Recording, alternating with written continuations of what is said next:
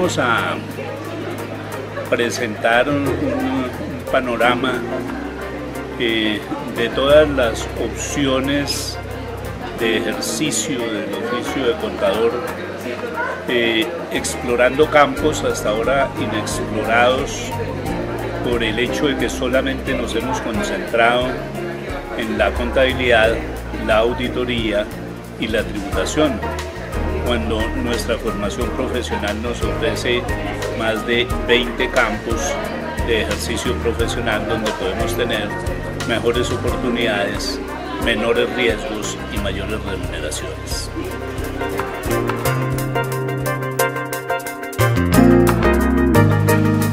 Bien, vamos a iniciar nuestra sesión del día de hoy,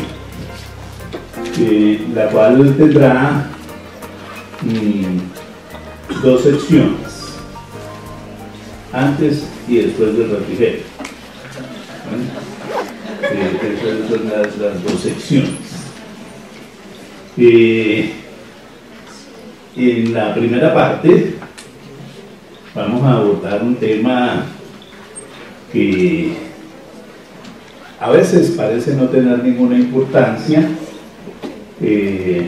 Ya iremos mirando de que la importancia del asunto es superlativa, y se denomina genéricamente el oficio de contador.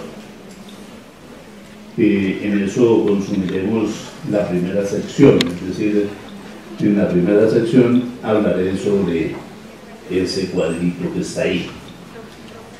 No tienen necesidad de ponerse a sacar fotografías, la presentación está en la plataforma, la pueden bajar sin ninguna restricción. Y la segunda sección va a abordar un tema distinto, que se va a denominar genéricamente hacia la anomia profesional. La palabra es como rarita, pero entonces la explicamos cuando empecemos a abordar esa segunda parte. Por ahora iniciemos con la sección relacionada con el oficio de contador.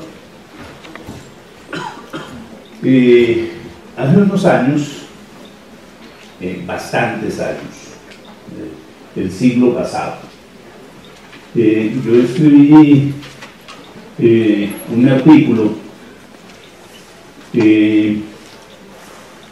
sobre la profesión de contador público, y en ese artículo yo establecía una serie de diferencias que para ese entonces eran supremamente importantes de establecer.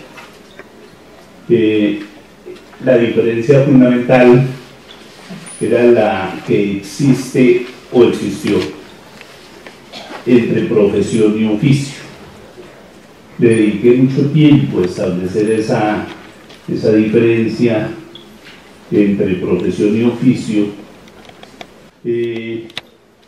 partiendo del criterio de que el oficio tiene la característica de tener un fundamento en actividades sensomotoras, más en la actividad física, más en la realización, en el hacer de cosas, en tanto que la profesión tiene como la característica fundamental que tiene que fundamentarse en conocimiento.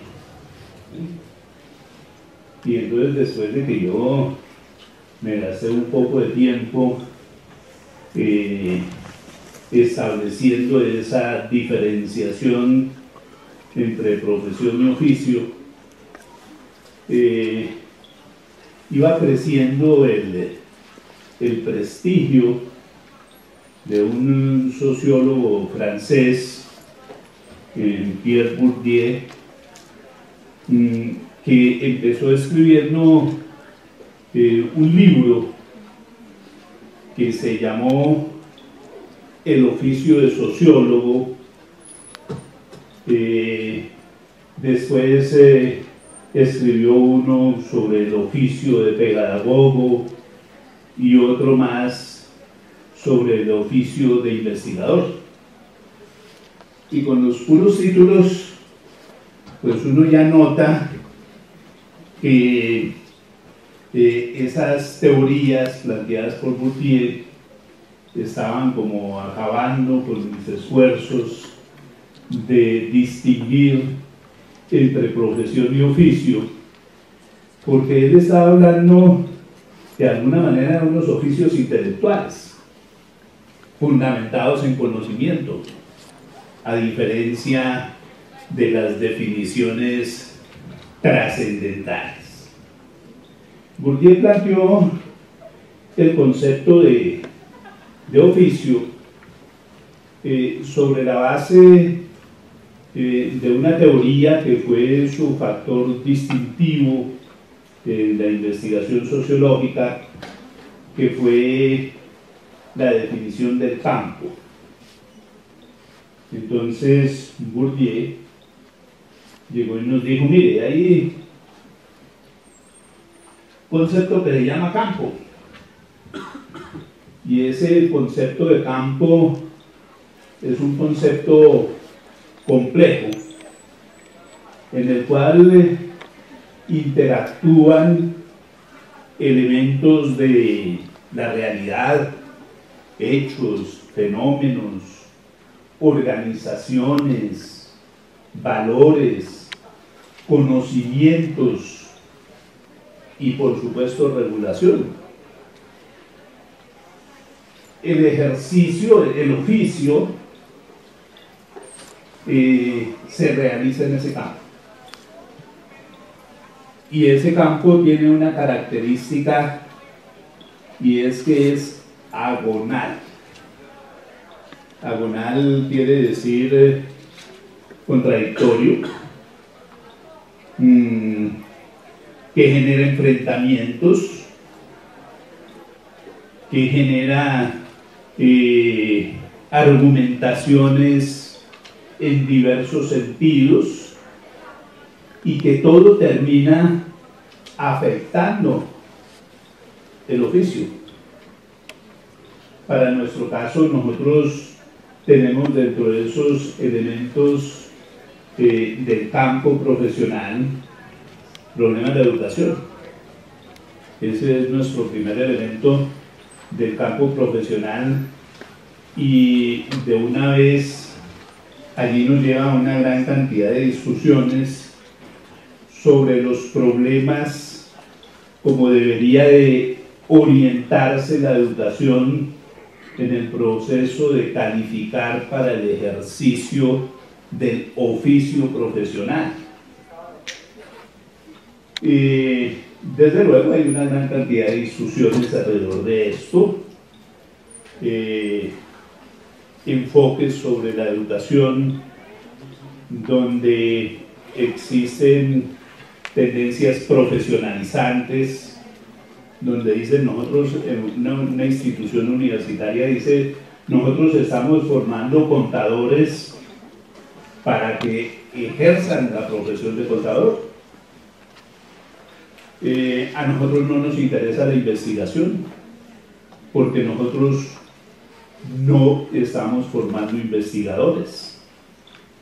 Esa es de pronto una concepción bastante perversa, porque el hecho real es que el ejercicio profesional requiere de prácticas investigativas. Es más, hay modalidades del ejercicio profesional que están fundamentadas en metodologías de investigación, como por ejemplo la fiscalización, como por ejemplo la auditoría, como por ejemplo el diseño de sistemas de información, que no son operar cosas, sino operar ideas para ir construyendo tanto procesos como productos. Y el camino es el método de investigación.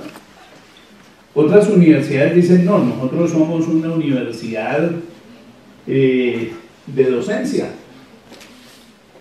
Entonces aquí lo único que se hace es docencia. Las universidades reivindican la formación a partir de la docencia, utilizan una estrategia pedagógica que se conoce como la cátedra magistral, que a muchos no les gusta. La cátedra magistral es como cualquier otra estrategia pedagógica. Hay eventos en que es indispensable utilizarla, sobre todo cuando se tienen grandes grupos. ¿Sí? Normalmente los grandes grupos difícilmente permiten una estrategia distinta a la cátedra magistral. Y hay otros que dicen, no, nosotros sí formamos investigadores, pero normalmente son estrategias que combinan docencia e investigación. Ahí tenemos nosotros unos primeros campos de contradicción y unas primeras grandes preguntas. Por ejemplo, ¿qué debe enseñar la universidad de acuerdo a su estrategia pedagógica? ¿Qué debe enseñar una universidad si está formando profesionales, si su vocación es profesionalista? ¿Qué debe enseñar si su vocación es investigativa? Y ahí vamos a empezar a mirar que se generan una serie de tensiones que van a ser muy importantes para saber qué tipo de profesional es el que se forma y cómo puede abordar su oficio. Un segundo elemento son los valores. No son los valores de la bolsa, sino valores más bien en términos éticos, entendidos esos valores como conductas deseables en los comportamientos humanos. Y desde luego, en ese mundo de los valores también se establecen una serie de situaciones agonales, porque finalmente en el ejercicio profesional los contadores se van a ubicar en un escenario de valores contradictorios, en los cuales la acción humana, la praxeología profesional, se va a estar moviendo en un conflicto de intereses y valores. De una parte, los intereses y valores de los clientes, que pretenden unas determinadas conductas de los contadores en su ejercicio profesional. Generalmente, las conductas deseadas por los empleadores, por los clientes, en relación con el ejercicio profesional de los contadores, con el oficio de contador, son conductas no santas. Hay investigaciones, a mí me han censurado mucho porque tengo la decisión de decir lo que tengo que decir. Normalmente los empleadores, los clientes, quieren que los contadores se conviertan en un instrumento de sus aspiraciones económicas, de sus sueños de lucro, y no necesariamente en el marco de la ley.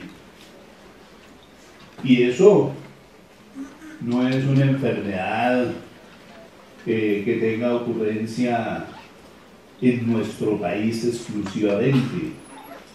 Hace unos 3 meses se publicó un informe de la Unión Europea sobre las presiones de los clientes sobre los contadores en su ejercicio profesional, que llegan muchísimas veces a romper el valor de la independencia y a hacer que los contadores terminen trabajando no por sus propios valores, no por sus propios criterios, sino por los intereses del empleador. De otra parte están los valores profesionales sobre los que yo no voy a hacer ninguna profundización. Ustedes van a trabajar varias sesiones alrededor de eso que se llaman principios éticos, donde nos hablan de cosas como objetividad, independencia, lealtad, y que son normas de comportamiento de tipo general que tienen que ser observadas por el contador en la realización de su oficio. Esos valores normalmente se emiten de 2 maneras. Una, que es la prevalente en Colombia, son determinados mediante decisiones gubernamentales. Ese documentico que todos ustedes se deben saber de memoria, que se llama Ley 43 de 1990, que en el último título incorpora el Código de Ética Profesional, y otro que se da por decisiones profesionales. Hay gremios profesionales que emiten sus propios códigos de ética profesional. Hay una organización aquí, por ejemplo, el Colegio Colombiano de Contadores Públicos, que estableció un código de ética profesional de los contadores colombianos para que sea cumplido por todos sus afiliados. Y hay otros que también tienen ese origen gremial, que por ejemplo están incorporados en los estándares internacionales de aseguramiento, el Código de Ética de Contadores Profesionales, que se orientan fundamentalmente a establecer los valores que deben regular las relaciones entre el contador y el cliente. Es la característica de ese código de ética para contadores profesionales. Y desde luego aparecen diferencias, profundas diferencias, y aparece un elemento fundamental desarrollado con base en la Constitución Política, básicamente en el artículo 334, que determina que las actividades de las organizaciones deben estar orientadas al bien común, y en ese sentido están estableciendo un concepto de interés público, entendiendo por interés público la máxima satisfacción de los intereses de todos los miembros de la sociedad, no solo de la profesión, no solo de los clientes, también en relación con los colegas, con el Estado, con la sociedad en general. Y podría uno ir más allá, inclusive con la naturaleza. Entonces, en el oficio del contador vamos a encontrar esa situación. Una cantidad de reglas éticas que incorporan entre ellas una serie de contradicciones que se ven mediadas por intereses donde compiten fundamentalmente los intereses de los clientes, los intereses y valores de los profesionales y el interés público como una manifestación de la intervención de la sociedad sobre el ejercicio de la profesión. Y observen que siempre nos estamos moviendo en ese campo de relaciones agonales. Está el problema de las organizaciones de carácter profesional, algunas de las cuales son organizaciones de carácter privado, el sector empresarial, las organizaciones gremiales, y otras de carácter público, como es el caso de organizaciones de dirección profesional, como la Junta Central de Contadores Públicos, institución que tiene la responsabilidad de garantizar un ejercicio profesional fundamentado en valores éticos, o el Consejo Técnico de la Contaduría Pública, que tiene como función orientar desde el punto de vista técnico y conceptual el ejercicio de la profesión. Y ahí surgen otras nuevas contradicciones. Están las contradicciones del mercado. La contaduría pública no se mueve en un mercado perfecto. Eso no es un mercado de libre competencia. Los mercados de libre competencia implican la concurrencia de múltiples oferentes y múltiples demandantes. El mercado de la contaduría pública es un mercado imperfecto, porque hay altísimos niveles de concentración del mercado en unas pocas organizaciones. Hay un oligopolio de mercado que genera una concentración de las oportunidades de ejercicio profesional en unas pocas firmas, normalmente firmas internacionales, más o menos el 90% del mercado, y el otro 10% para el resto. Esas firmas emplean unos 4.500 contadores públicos. La población profesional es de unos 240.000 contadores públicos. Entonces los problemas del mercado son tremendamente complejos. Los problemas del mercado afectan los valores.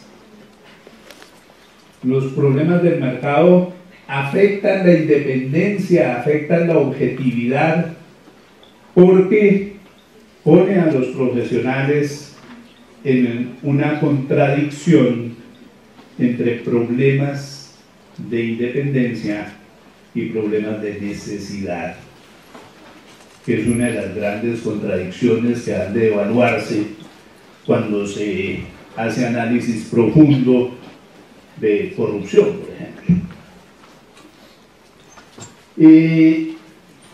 Y está el problema del conocimiento. Sí, en la profesión tenemos diversas formas de concebir las cosas. Hay concepciones que dicen que la contabilidad es la historia clara, completa y fidedigna de los hechos, hecho es de hacer, no es de echar, en pasado, hacer en pasado lo hecho, que afecta a los patrimonios. Pero hay otras concepciones que dicen no, la contabilidad lo que tiene que ser es un soporte de las tomas de decisión de inversiones que no tienen que ver con la historia, sino que tienen que ver con el futuro. O por ejemplo, los conceptos de auditoría. La auditoría es posterior a los actos administrativos, por eso solo realiza actividades de evaluación, y las funciones de fiscalización, que son funciones de control permanente. Dos diferentes formas de concebir el conocimiento que debe soportar el oficio del contador. Y finalmente pues tenemos la regulación. Es decir, nuestra profesión está profundamente regulada. Y esa regulación conduce a algo que se llaman responsabilidades y que tienen que ver con asumir las consecuencias por los actos propios y en algunas oportunidades de los actos de terceros. Es un escenario tremendamente complejo. Los contadores pueden llegar a tener que asumir responsabilidades morales, responsabilidades administrativas, responsabilidades contravencionales, responsabilidades civiles, responsabilidades fiscales, responsabilidades penales. Es decir, nuestro medio regulativo tiene unas características supremamente complejas que uno podría resumir en que se establece un sistema de reglas que le establecen a los contadores públicos una gran cantidad de obligaciones, pero no se desarrolla ninguna regla que establezca mecanismos de protección del contador público cuando ejerce su profesión de acuerdo a las reglas establecidas. Pero observen ustedes que el campo profesional es un campo complejo, agonal, porque está lleno de contradicciones. Y es en medio de ese campo que se entra a realizar el oficio de contador público. Ya no vamos a hablar de aquí en adelante, sino del oficio. Algunas teorías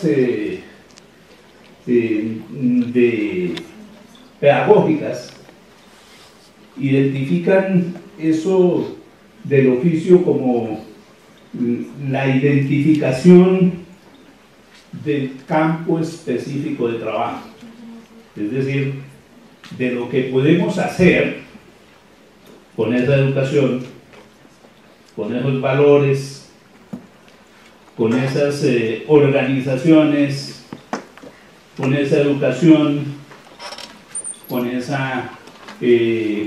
conocimiento. ¿Qué es lo que podemos hacer nosotros en la realización del oficio de contador público? En eso nosotros tenemos, digamos, una carencia importantísima de información. Nosotros nos hemos preocupado mucho por adquirir destrezas, o como las quieren llamar ahora, competencias, que es lo que más nos interesa a nosotros y a las universidades. Formar la gente en impuestos, ¿sí? Además, me parece a mí formar a la gente incorrectamente en impuestos, porque en la generalidad de las universidades a los estudiantes los forman en impuestos con camiseta, con insignia, para que actúen del lado del sujeto pasivo de los impuestos, del lado de los contribuyentes. Cuando la universidad lo que debería de formarnos es en impuestos, para que podamos ejercer con los sujetos pasivos o con los sujetos activos, porque allá con los sujetos activos hay unas oportunidades hermosísimas de trabajo que nosotros no hemos sabido capitalizar. ¿Qué más nos interesa así a nivel general? La teneduría de libros. Esa no puede estar ausente de las oportunidades del oficio del contador. La auditoría. Y en algunos casos, elementos de finanzas. Y entonces con esa supuesta dotación nosotros somos lanzados al mercado. ¿A cuál mercado? Al mercado de la asesoría tributaria, al mercado de la auditoría, al mercado de la compilación de información y al mercado de la asesoría financiera.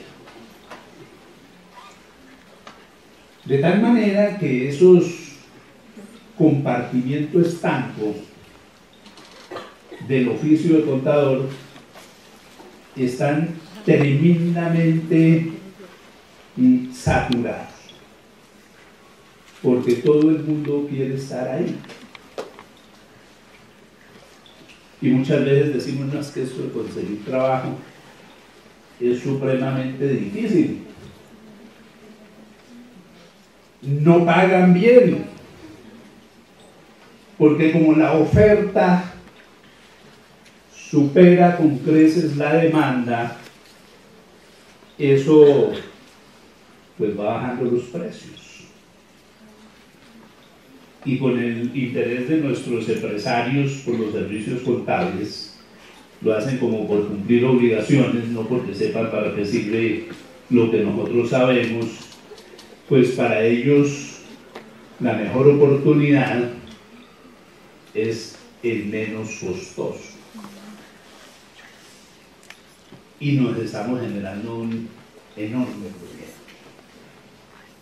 porque estamos concentrados en esos 4 o 5 compartimientos de todo el universo del oficio de contador. Lo que yo voy a pretender en los siguientes minutos es señalar que el oficio de contador tiene un campo específico de trabajo muchísimo más amplio, muchísimo menos competido y también muchísimo mejor remunerado. Y esa transparencia que hay ahí nos señala la existencia de 4 ejes del ejercicio profesional. 4 ejes. Contador en funciones administrativas privadas. Contador en funciones administrativas públicas. Contador en ejercicio profesional independiente y contador en ejercicio profesional en el conocimiento. Eso ya a nosotros nos dice, pero ¿cómo así? Todo eso es posible. Y hasta ahora no hemos abordado todavía prácticamente nada. Vamos a empezar a hacer una mención muy somera de las cosas que se pueden hacer en cada uno de esos 4 ejes de ejercicio profesional. Empecemos por el más común, por el que más se preocupan las universidades por formar la gente. Las actividades en funciones privadas, al servicio de organizaciones privadas. Nos aparece primero director de contabilidad o jefe de contabilidad. Eso no se llama contador público, eso se llama jefe de contabilidad, director de contabilidad, director de departamento contable. Y aquí, pues desde luego, nosotros tenemos que empezar a hacer algunas aclaraciones de en qué consiste eso, para que podamos saber cómo es que nos vamos a enfrentar en el mundo del ejercicio profesional.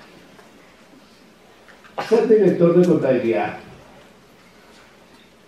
o si se quiere, asesor independiente en contabilidad,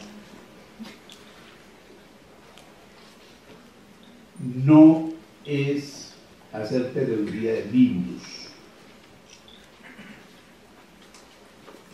en su sentido restringido. No es coger un poco de soportes que contienen representación de transacciones y someterlo a un proceso de clasificación, registro y acumulación. Eso es lo mecánico. Y desde mi perspectiva eso es lo complementario. Eso no es lo importante en esa función. Lo importante en esa función es que la compilación de información o teoría de libros, si se les quiere llamar así, implica que el contador en primer lugar debe examinar que los soportes sean una representación objetiva de las transacciones realizadas. ¿Y qué es eso de que el soporte sea una representación objetiva de las transacciones realizadas? Unas cositas muy sencillas. Primero, que la transacción sí se realizó, como lo describe el soporte. El soporte es una representación. Y segundo, que la transacción se realizó dentro del ordenamiento jurídico. ¿Se dan cuenta que no cualquiera puede ser tenedor de libros? Porque nosotros necesitamos ese criterio que nos permita calificar que esos soportes incorporan representaciones ajustadas a la ley. Por eso es que la contaduría es una profesión de alto riesgo social, reconocido así por las Cortes en diversas sentencias. Llevar contabilidades no es incorporar al sistema un poco de soportes que describen documentos, es evaluar que las transacciones allí representadas en esos soportes se ajustan a la verdad y a la legislación. Son cosas que tenemos que empezar a mirar muy claras para nuestro ejercicio profesional. Porque hay gente que termina y llega y dice, no, pues, yo me voy a reunir aquí con este compañero, con esta compañera, y voy a montar una oficina, y entonces van y se consiguen 20 contabilidades,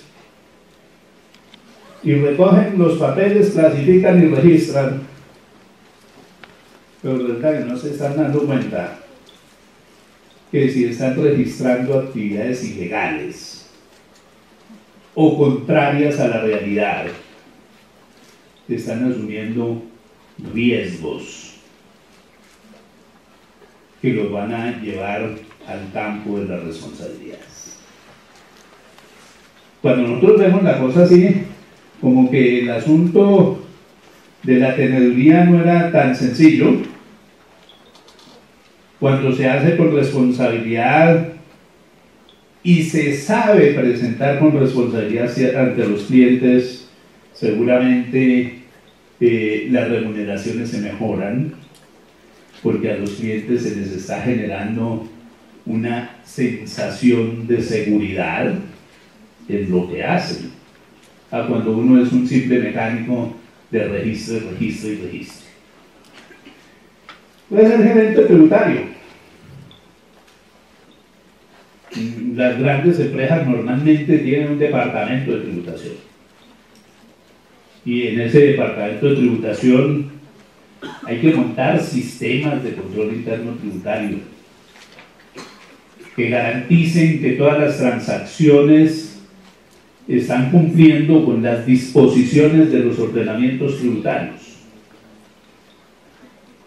que se están cumpliendo las obligaciones de los contribuyentes oportunamente, pero por sobre todo que esas obligaciones se están cumpliendo a partir del concepto de determinación del justo tributo. El justo tributo se determina cuando el cliente paga lo que tiene que pagar y el Estado recibe lo que tiene que recibir. ¿Sí? Nosotros tenemos que mirar como los dos escenarios de la relación Estado-contribuyente. Ni que el Estado le vaya a cobrar más de lo que debe cobrar, ni que el contribuyente vaya a pagar menos de lo que debe pagar. Y así vive uno tranquilo, sin riesgos. Puede ser director financiero.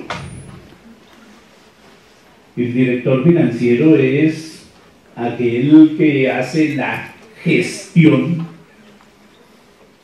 financiera de la entidad.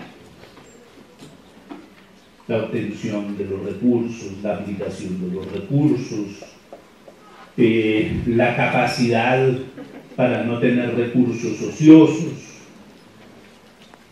y estamos dotados para cumplir esas funciones dentro de las organizaciones. Se puede ser analista financiero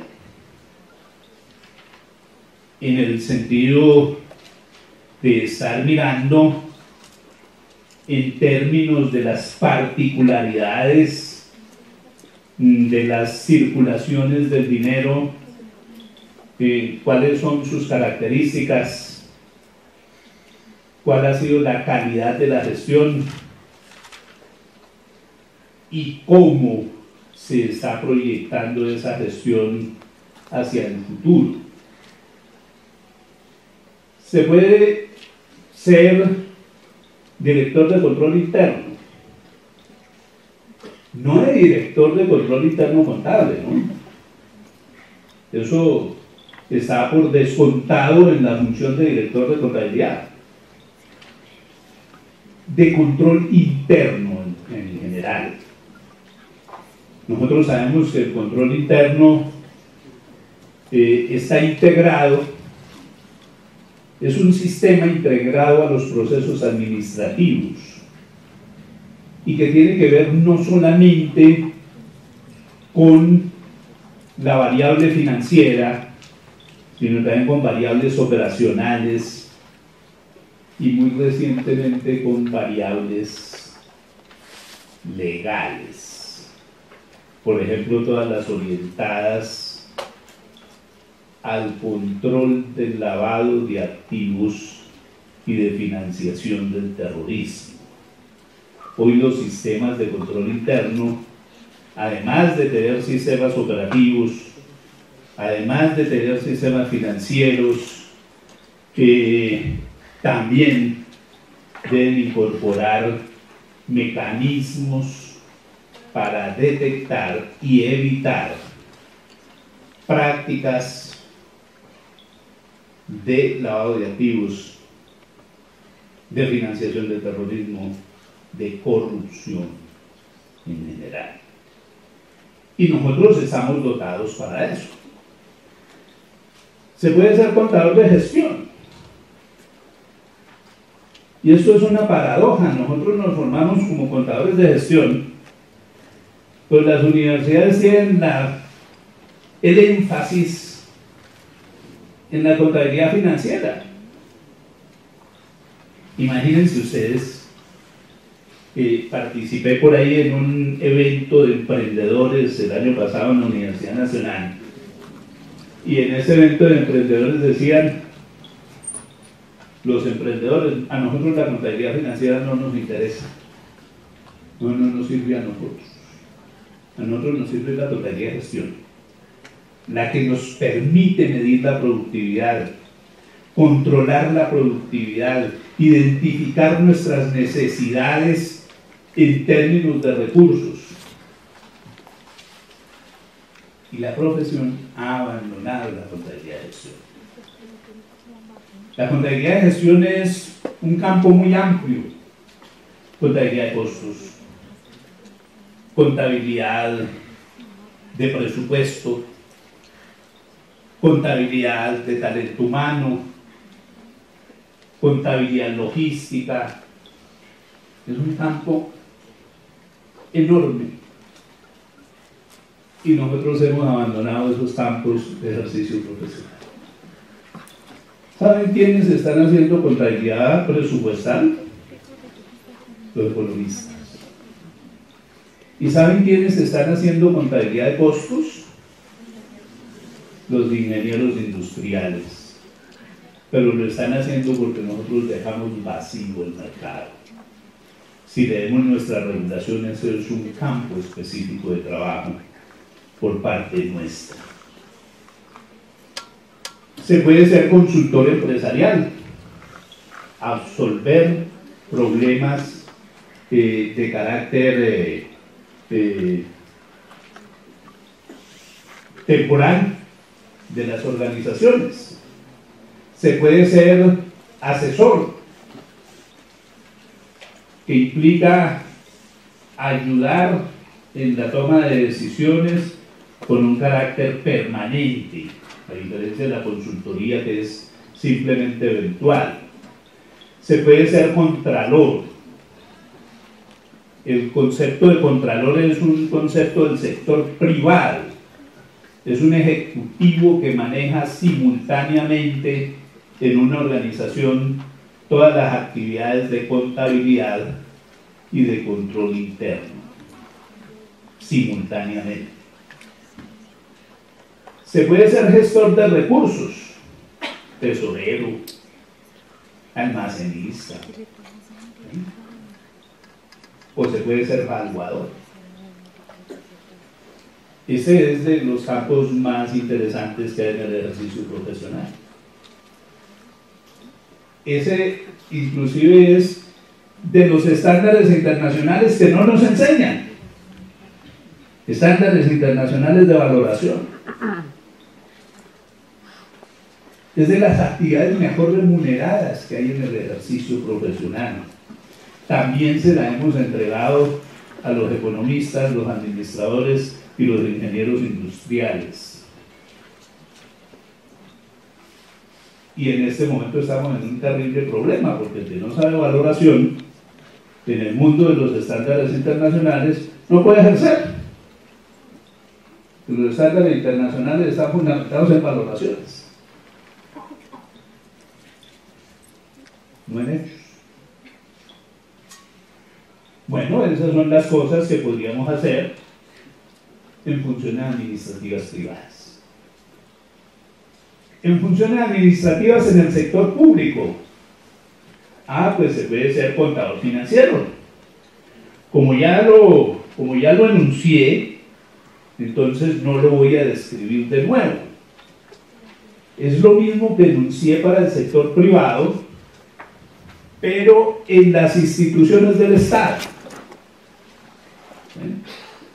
con las mismas características.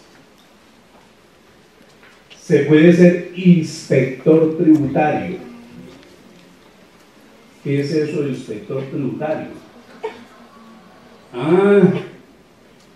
Cumplir funciones de fiscalización al servicio del Estado.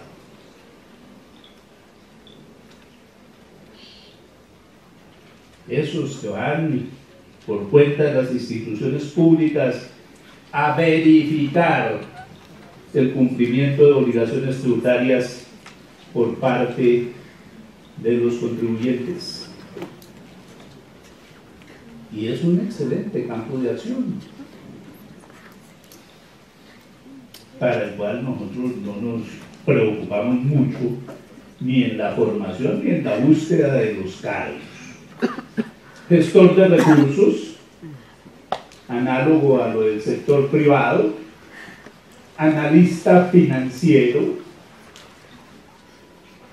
evaluador de proyectos. La evaluación de proyectos es compleja, ¿no? Nosotros a veces miramos la evaluación de proyectos simplemente como la evaluación financiera de proyectos. No, la evaluación de proyectos implica la evaluación técnica, la evaluación social, la evaluación contractual, la evaluación ambiental y la evaluación financiera de los proyectos. Es un mundo supremamente amplio, al cual tampoco le estamos caminando. Analista de fiscalización, los que trabajan en los organismos, en las administraciones territoriales o nacionales de impuestos, fiscalizando la información proporcionada por contribuyentes. Se puede ser consultor al servicio del Estado en distintos campos. Hay unos supremamente interesantes, ¿no? Diseños de sistemas de control. Es un excelente campo de la consultoría. Hay uno que es tremendamente importante en el campo de la consultoría, que es el diseño e implementación de sistemas de fiscalización. Claro, uno dice, pues la DIAN no cree en nosotros, ¿no? La DIAN tenía unos problemas por allá con la contabilidad, con la inflación y las bases tributarias, y contrató una misión extranjera, la misión McClure, que presentó un excelente tratado de política fiscal, pero no ofreció ninguna solución al problema para el cual los contrataron. Pero no siempre es así. Se trata de saber establecer propuestas de trabajo. Yo tengo quizás el privilegio de que desarrollé algunas actividades de consultoría para la DIAN, como por ejemplo el diseño de metodologías de fiscalización de costos de las industrias de minería e hidrocarburos. ¿Verdad que eso es posible? Pero hay un mercado que es mucho más accesible y que nosotros no miramos, que es el diseño de sistemas de fiscalización tributaria de las entidades territoriales. Y allá sí hay un acceso muchísimo más fluido, un mercado potente que nosotros no hemos querido abordar con profundidad y con responsabilidad. Se le pueden prestar servicios tercerizados a instituciones del Estado que pueden ir tanto desde el manejo de contabilidad, ellos lo tercerizan, como en servicios, por ejemplo, de auditorías de control interno. Se puede trabajar al servicio del Estado en actividades de control interno. En inspección contable, ¿a qué se refiere eso de la inspección contable? A la función de las superintendencias. Las superintendencias tienen la función de vigilar que todas las actividades del sector privado se realicen en el marco de la ley. Y uno de los instrumentos fundamentales para el cumplimiento de esa función es el examen de la contabilidad. Entonces, hacer inspección contable es toda una especialización. Y es un campo específico de nuestro oficio, al cual tampoco le hemos dedicado atención. Y desde luego podemos ser contadores de gestión en el sector estatal. Cuando yo miro esto, como que ya estoy viendo que hay como muchas cosas que hacer, muchas más de las que normalmente hacemos. Bueno, y hay otras cosas que ahí no están identificadas. ¿Cómo está eso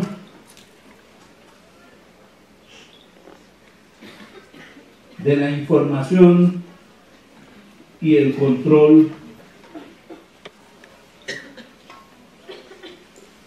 de los objetivos del desarrollo sostenible? ¿Cómo está eso de la información y el control de la responsabilidad social de las organizaciones, en lo público o en lo estatal?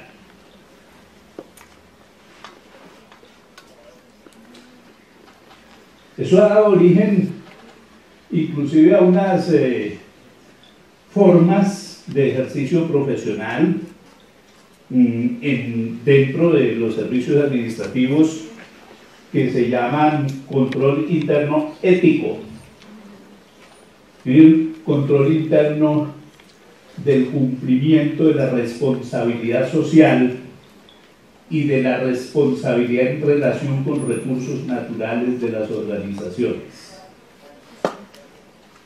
Y ese es el futuro, la contabilidad de recursos naturales, la contabilidad de responsabilidad social.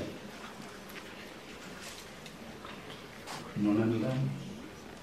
Es más, la desconocemos profundamente. La desconocemos profundamente. Como independientes, ¿qué podemos hacer? Ser revisor fiscal. Campo tremendamente complejo. Revisoría fiscal no es auditoría. La auditoría es evaluación. La revisoría fiscal es control integral. y ese es un asunto totalmente distinto. Pero claro, también se puede ser auditor financiero. La auditoría es otra forma de ejercicio profesional que en nuestro país se ha confundido con la fiscalización, con la revisoría fiscal. No, revisoría fiscal y auditoría financiera son dos modalidades distintas de ejercicio profesional. Son distintas, pero juntas forman parte del campo específico de trabajo de los contadores públicos. Se puede ser auditor interno. Acordémonos que la denominación de la auditoría interna es una denominación paradójica, ¿no? Porque la auditoría interna es externa. Es un profesional independiente que examina los procesos internos de las organizaciones y que concluye su trabajo con un dictamen sobre la eficiencia de esos procesos internos y para el cual no hay limitación de que complemente su oferta con que complemente su informe con una oferta de servicios para corregir las irregularidades que hayan sido detectadas. A diferencia de la auditoría interna y de la revisoría fiscal, ya no puede hacer eso. En la auditoría interna sí. La auditoría ética de la auditoría de responsabilidad social, la auditoría de recursos naturales.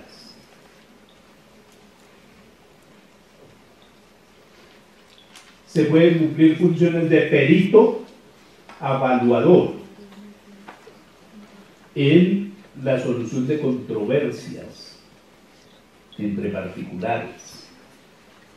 Dentro de eso de perito evaluador están los ajustadores de seguros, pero también todas esas actividades que nosotros podemos desarrollar en el desarrollo, en conflictos relacionados, por ejemplo, con absorciones, confusiones, con elementos de competencia desleal, medición de valoración de daños y perjuicios. Todo eso es un gran campo que nosotros tenemos expresamente asignado por la ley, en la ley 145 de 1960, porque la ley 145 de 1960 no ha sido derogada, fue modificada por la ley 43 del 90. Se puede ser auxiliar de la justicia en la resolución de problemas financieros, controversias entre particulares o entre particulares y el Estado. Se puede ser contador forense, ese profesional que es capaz de construir pruebas judiciales a través del examen de todos los elementos constitutivos de la contabilidad. Y uno que me falta ahí, oficial de cumplimiento, una función que se estableció por una ley tal vez 960 que regula, se hizo como regulación de los mercados de valores por en los últimos días de existencia de la Superintendencia de Valores, y que es la función de vigilar que todas las acciones de una organización empresarial se ajustan al marco de la ley. Y finalmente tenemos el trabajo en el campo del conocimiento. Se puede ser docente. Docente en términos de la docencia relacionada con los elementos del oficio de contador. Se puede ser decano o director de programa. La ley 43 establece que las facultades de contaduría y en su defecto los programas de contaduría pública deben estar orientados por un contador público. Se puede ser evaluador académico, o como también se le llama, par académico. Una actividad que permite de alguna manera ser auxiliar del Ministerio de Educación en procesos de registro o en procesos de acreditación de programas o instituciones de educación superior, que es también un campo bastante amplio de ejercicio profesional. Se puede ser investigador. Yo empecé a trabajar en investigación el siglo pasado. Mis amigos se reían de mí. Miren, ¿quién va a poder vivir de eso?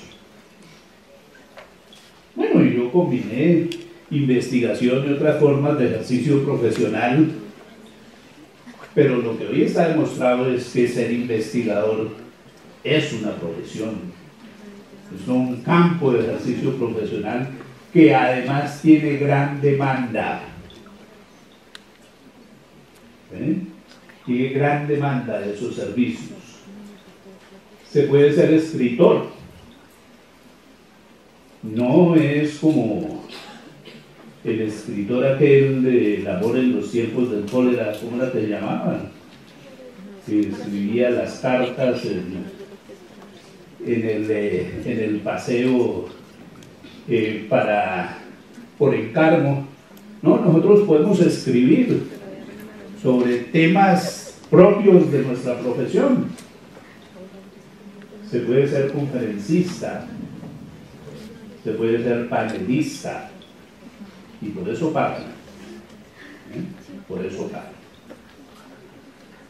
Observen ustedes.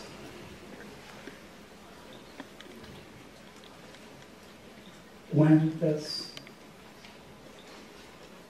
compartimientos de ejercicio profesional tenemos por delante? ¿Y cuántas cosas podemos comprometer nuestro futuro en términos de la práctica del oficio de contador? Y por alguna circunstancia nosotros estamos concentrados solamente en un pequeño número de opciones, 4 o 5, ahí hay más de 20. Eso podría llegar a permitirnos considerar de que de alguna manera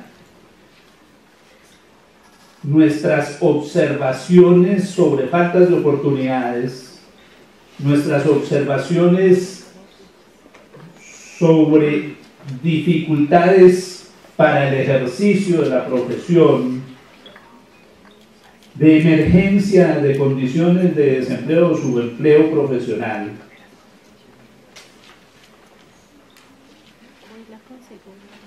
no son exactas. Es un examen que no es totalmente pertinente. Lo que pasa es que nos hemos concentrado todos nuestros esfuerzos en unas pocas cosas que paradójicamente son las más riesgosas y las peor remuneradas. Cuando hay tantas opciones alternativas que nos están diciendo, oiga, ustedes cursaron formación universitaria en una profesión no solamente dinámica, sino diversa, en donde tienen múltiples espacios de desempeño del oficio, pero no quieren verlo. La auditoría, la teneduría de libros y la asesoría tributaria se han convertido en los elementos de esa paradoja del árbol que no nos deja ver el bosque. Y tenemos muchas opciones. Desde luego esas opciones tienen unas limitaciones. Nuestra propia formación. Porque las universidades han cometido el mismo error en el diseño de sus estructuras curriculares y no han generado espacios para obtener las competencias en esos campos alternativos.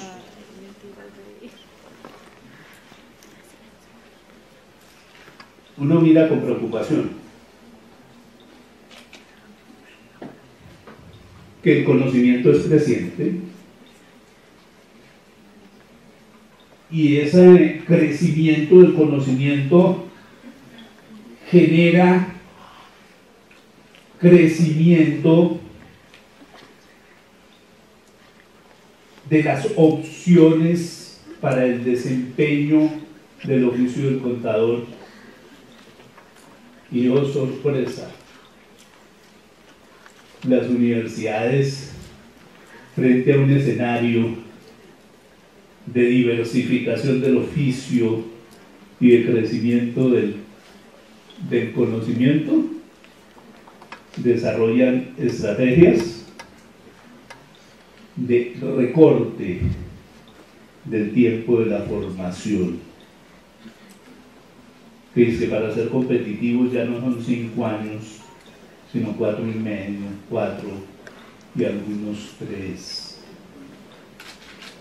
Pues así no iremos a ningún lado. Es decir, hay una deuda en nosotros de reconocer nuestros espacios y buscar esas opciones diferentes de las acciones tradicionales del oficio del contador. Pero también tenemos que hacer un gran esfuerzo para impedir que el carácter competitivo de las universidades, en lugar de aumentar la transmisión de conocimientos, la reduzca para que le lleguen más clientes.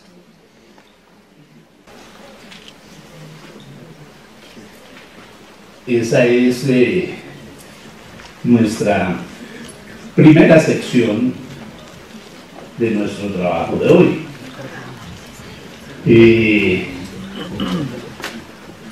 Hay muchas cosas en que nos podemos mover y eso es desarrollo de un valor de compromiso con el conocimiento, que es lo que nos va a generar y nos va a materializar todas estas opciones. Acaba de decir del tiempo, pero a nivel, digamos, extranjero, países desarrollados, las carreras profesionales las hacen en 3 años y salen muy bien preparados. ¿Qué diferencia tenemos nosotros con lo de acá de Colombia? Eso es una apariencia. Yo puedo coger el país más desarrollado, que se dice más desarrollado, Estados Unidos. Se hacen carreras profesionales de 3 años, que no habilitan para el ejercicio profesional. Tienen que hacer la maestría, que son otros 2. Sin maestría no consiguen empleo. En eso hay muchas cosas que son más bien apariencias, ¿sí? Y en términos de calidad habrá que verlo, ¿sí? Porque una característica que nosotros absorbimos de los llamados países desarrollados fue la promoción automática. No solamente en la primaria y la secundaria, en la universidad. Cuando los estándares de calidad determinan que una universidad tiene mala calidad cuando muchos pierden, están induciendo a la promoción automática. Y eso hace muchísimo daño. Muchísimo daño. De tal manera que, mire, los países desarrollados fundamentan su desarrollo básicamente en investigación. Y en general la investigación o está por fuera de las universidades, a través de instituciones privadas, o está en las universidades pero por contratación con instituciones privadas, no como algo que esté integrado en los planes de estudio, que es una cosa distinta.